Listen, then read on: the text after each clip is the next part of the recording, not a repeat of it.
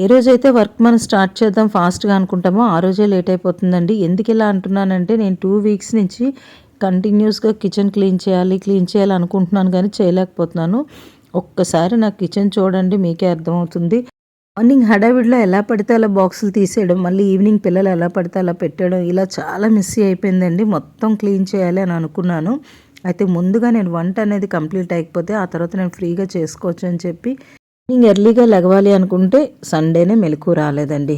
నిజంగా చాలా బాధ అనిపించింది. ఇంకా వన్స్ మెలుకువ వచ్చిన తర్వాత టక్‌మని లెగిసి పనని స్టార్ట్ చేశాను. ముందు వంట ప్రిపరేషన్ అనేది కంప్లీట్ అయ్యకపోతే హ్యాపీగా స్టవ్వు, తర్వాత కౌంటర్ టాప్ అన్నీ క్లీన్ చేసుకోవచ్చు. ఇంకా హోల్ మొత్తం కిచెన్ అంతా కూడా క్లీన్ చేయాలని చెప్పి డిసైడ్ అయ్యాను. ఈరోజు లంచ్ కోసమని చికెన్ కర్రీ, జాయింట్స్ ఫ్రై అనేది చేస్తున్నాను. చేసేసుకొని వంట అంతా అయిపోయాక ఇంకా స్టవ్ అది క్లీన్ చేసుకున్నాను. స్టవ్ క్లీన్ చేసేటప్పుడు డిఫరెంట్ టైప్స్ ఆఫ్ లిక్విడ్స్ అనేవి యూస్ చేస్తూ ఉంటారు. ఈ మధ్యన యూట్యూబ్లో తెగ చూపిస్తున్నారు యూట్యూబర్స్.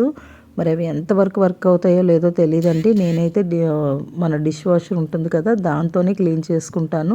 నా గ్లాస్ స్టవ్ కాబట్టి ఈజీగానే మనకు వచ్చేస్తుంది మురికంతా కూడా.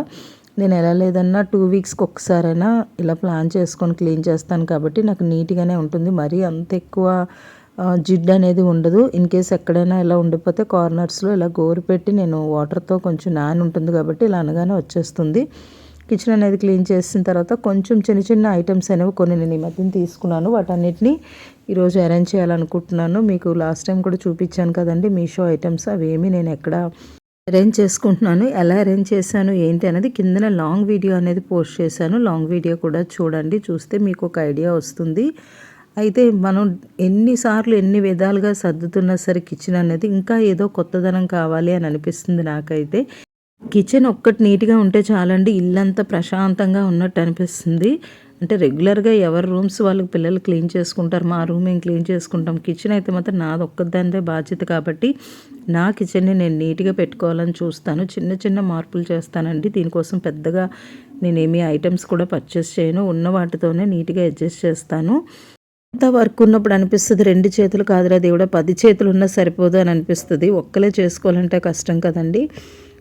జనరల్‌గా మా పాప ఉంటుంది హెల్ప్ చేయడానికి. తనకి ఎగ్జామ్స్ కాబట్టి నేను తనని డిస్టర్బ్ చేయట్లేదు. నేనే చేసుకుంటున్నాను.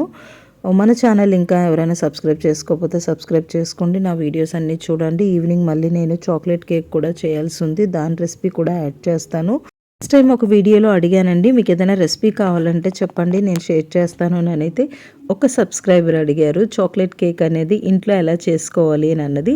దాని రెసిపీ అనేది నేను క్లారిటీగా వీడియో తీసి రేపు అనేది పోస్ట్ చేస్తాను. అది కూడా చూడండి. నచ్చినట్లయితే లైక్ చేయండి.